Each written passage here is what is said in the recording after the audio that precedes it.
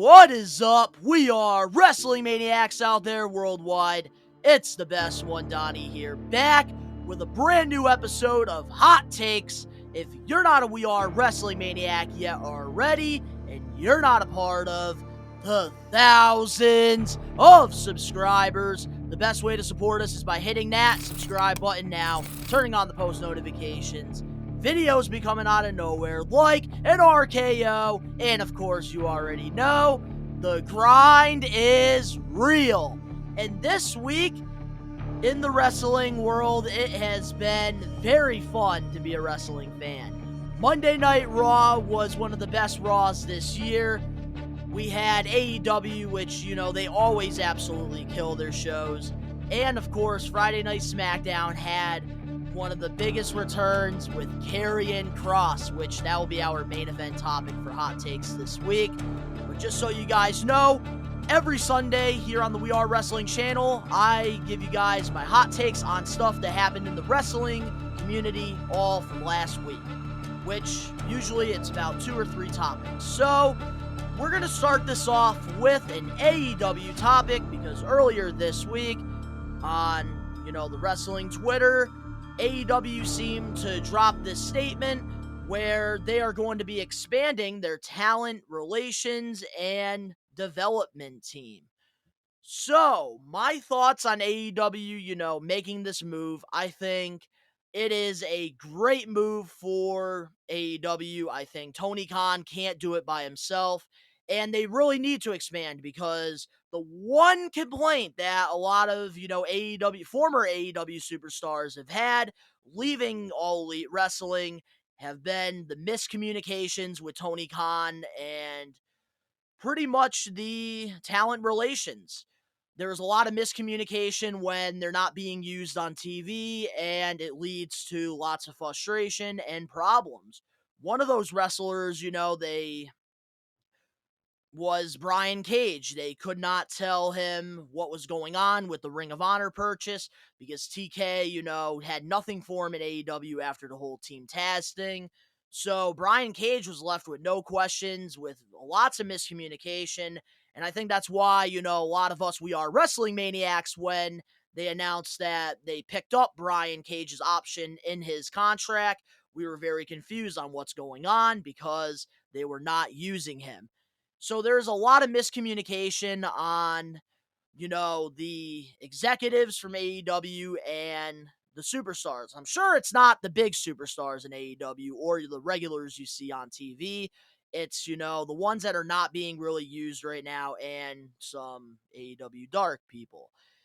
And I think, making this move is a step in the right direction. I think Tony Khan does need to give more creative to some of the legends that they do have on their roster. And, he needs to find people that he can trust. Like Triple H, he has people around him that he can trust, like Paul Heyman, obviously Stephanie McMahon, that's his wife. Friggin' even Vince McMahon also.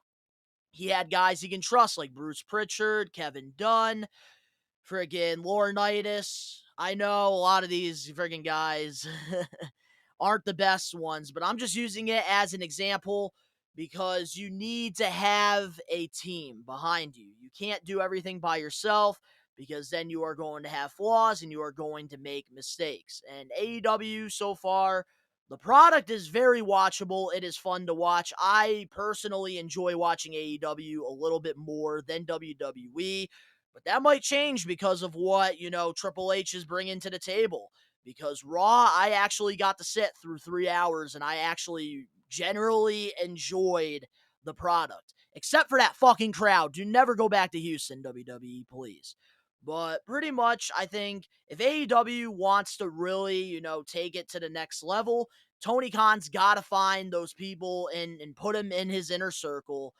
And pretty much, work on developing their homegrown talent. Guys like MJF, Sammy Guevara, Jungle Boy, Darby Allin.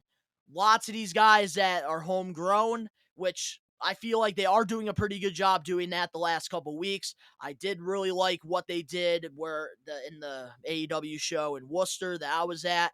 having Bryan Danielson put over Daniel Garcia. I know it, generated some heat, but I think that that was a huge W for Garcia, and now we don't look at him like, oh, he was just a filler against Bryan Danielson. He's a jobber, this and that. No. Now we actually look at him friggin' like he's a legitimate threat, which is good. You need to keep developing your own homegrown talent. And I think having an inner circle for Tony Khan would do him wonders, because you don't want to have miscommunications with your stars, because that's one thing that WWE definitely has on AEW is the communication. WWE, they do communicate with their talent when, like, something's going on, and they're very professional about that. AEW, on the other hand, it's more like they pick and choose, and that is not how you should be running business, especially if you're trying to be the number one wrestling promotion. Which I think, though, this is a step in the right direction. I really like the signing of Madison Rayne. She has been, one of the most underrated knockouts in Impact Wrestling. And I've really enjoyed her work in Impact with the beautiful people and as the Killer Queen. I think that even her being added to this women's division is a huge W. I really hope that, we get heel Madison Rayne, because that is some of her best work when she works as a heel. But I think having her, like, help the women out, I think that's a great move, because if I'm not mistaken, I think Brandy Rhodes, before Cody and her left AEW, she was the one, pretty much coaching the women's division and pretty much being there for the women's wrestling. So I think having Madison Rayne have this role is huge, and I think that that's a great move. I also like having Pat Buck and QT Marshall and Sanjay Dutt on the team. They have lots of experience with, doing their jobs behind the scenes. And I think Pat Buck is really good to have on this, roster, because he, is a part of Creative Pro Wrestling with Brian Myers.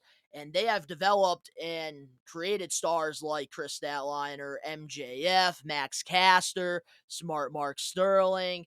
And there's lots of awesome guys coming pretty soon, like Bobby Orlando and Bryce Donovan, that I definitely would keep my eyes on. Definitely tune into Blitzkrieg Pro and Creative Pro Wrestling, because they got lots of talented guys over there that you might see as the next freaking superstars in your favorite promotions, honestly. But I think that this is a great move, a great step in the right direction, and I really hope that Tony Khan can, keep pushing forward from this. So, now, our next topic for this week's episode of Hot Takes: USA. There are reports that USA is not happy with WWE. They want to have their own world championship on their product, because Roman Reigns has been more on Friday Night SmackDown and he hasn't been on Raw.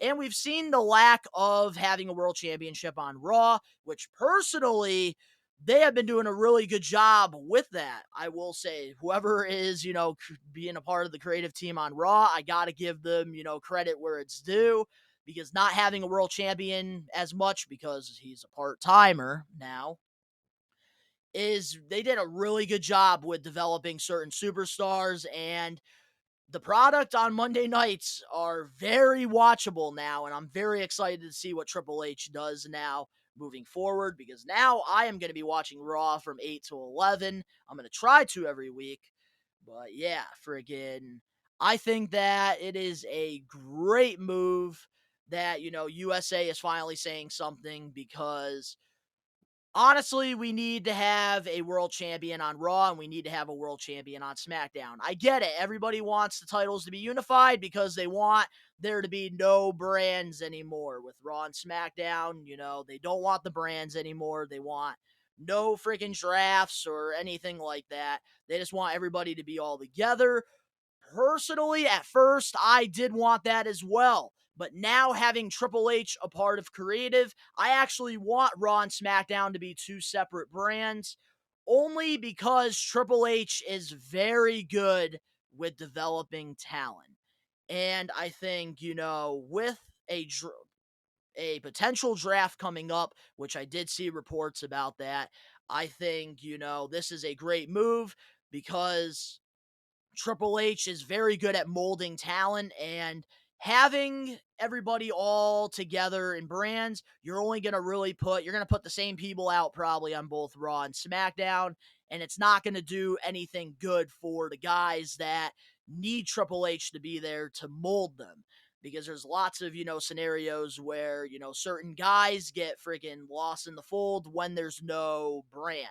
And we've seen it in Ruthless Aggression. The brand thing actually did work because around the time in 2003 to, 2008, friggin' creative was, I think, at an all-time high. Friggin' they were able to develop friggin' John Cena and Batista as the two biggest baby faces at the same time. And we had lots of great young friggin' stars that were molded into, superstars on both Raw and SmackDown, like Chris Masters, Eugene, Muhammad Hassan. Friggin', there's lots of guys. I can go on for a whole hour on friggin' guys that they, created as decent mid card guys and even tag teams as well. And I think having Triple H a part of that, I think, is a great move because I think he's going to be able to utilize all the talent that he has. Just let alone on Monday and Friday, he has utilized freaking half of the freaking talent more than Vince McMahon has done in freaking months and years. It's absolutely crazy to me. The way Ciampa freaking was over on Raw, that was freaking Monday Night Raw did more for Ciampa this month last Monday did more for him that night than what Vince McMahon has done for I believe the last couple months, which is absolutely crazy to me. I think if there's anybody that's going to make the brand split work, it's going to be Triple H. And I think that it's really not a bad move whatsoever to have Triple H, friggin' have both Raw and SmackDown be their separate brands and bringing back the Universal title to one brand and having the WWE World Championship on the other. Because I think, and there are reports because Karrion Kross doing this, maybe Karrion Kross will get one of the championships and bring them to maybe SmackDown or Raw. I don't really know yet. There's not really enough information on it, but I do think that a brand split with Triple H running the ship right now at Creative would work, and it would be a great move. And I think we definitely need Raw and SmackDown to have separate championships. I don't like the unification thing whatsoever. And I know that's a hot take because a lot of people just want one world championship. I like having the Universal and the WWE Championship separate because it helps, talent grow and develop. And it's both world champions. So, our main event for Hot Takes this week. On Friday Night SmackDown, we saw the return of Scarlett and freaking Killer Kross. Karrion Kross, I meant to say. He is back in WWE, and you guys saw my reaction. I was a little late because usually on Fridays I'm busy. I don't watch friggin' wrestling whatsoever. And for the people that are, criticizing me saying, why should freaking it go back to Thursdays, this and that? I was joking. I was I was trolling. And the reason why I was trolling is because I missed one of the best returns. I have been such a huge Karrion Kross mark since his work in Impact Wrestling as Killer Kross. I have loved his work so much. I even got the opportunity to meet him in Danbury, Connecticut back in April, which was one of my favorite meet and greets I've had because I loved his work for years before making it to NXT and WWE. I really think that this is a huge W for WWE. I think Triple H has already got his freaking plans for Karrion Kross. And this time around, it's not going to be freaking dressed up like the Gladiator from like 1996. This is going to be the best Karrion Kross that we are going to get, and I am all for this. Especially putting him right now in the main event picture, having him attack Drew McIntyre, and then Scarlett flips the freaking, what do you call that? The freaking clock thing I don't even freaking know. That's how freaking excited I am about this. She freaking flips the time thing, and TikTok. I am very excited to see where this Karrion Kross thing goes, especially with Triple H in the driver's seat, because we saw what he did in NXT and it was great. I loved what they did with Karrion Kross, and I think that having him on the main roster now with Triple H, this is not going to be a joke anymore. I think Karrion Kross is going to be a main event guy like he should be. And it's going to get very interesting the next few weeks with him and see what happens. I know there's reports that we're going to be getting more returns. I really feel like we're getting Johnny wrestling real soon, and I'm very excited to see Johnny take over on the main roster, especially with what they're doing with Ciampa. Maybe down the line we can get a WrestleMania match between Ciampa and Gargano. I think that would be a great freaking match for Mania. And they can definitely do a lot of things, especially under Triple H's wing. We saw what he did with the black and gold brand of NXT, and it's very exciting times right now to be a WWE fan. And I'm very excited because finally I can actually enjoy the product that I once loved. So I am all for this, and I think Triple H, he's playing the game, and he's playing it pretty fucking good. Because Karrion Kross coming back to WWE, this is a great move. I know some people are like, why couldn't you get Bray Wyatt? Oh, I would take Bray Wyatt over Karrion Kross. Here's my hot take. I am taking Karrion Kross over Bray Wyatt all fucking day. And I'm not even going to explain myself because regardless of what I say, a lot of you are going to think I am wrong. And maybe it's because I have been a Karrion Kross mark since, Killer Kross at Impact. But I think that having Karrion Kross back right now, it's all about timing, and they picked the perfect time. But let me know in the comment section below what you guys think about this, Karrion Kross coming back to WWE. Are you excited to see that happen? Or do you think, with the AEW product now expanding, backstage personnels and stuff, do you think AEW is going to be a little bit more structured?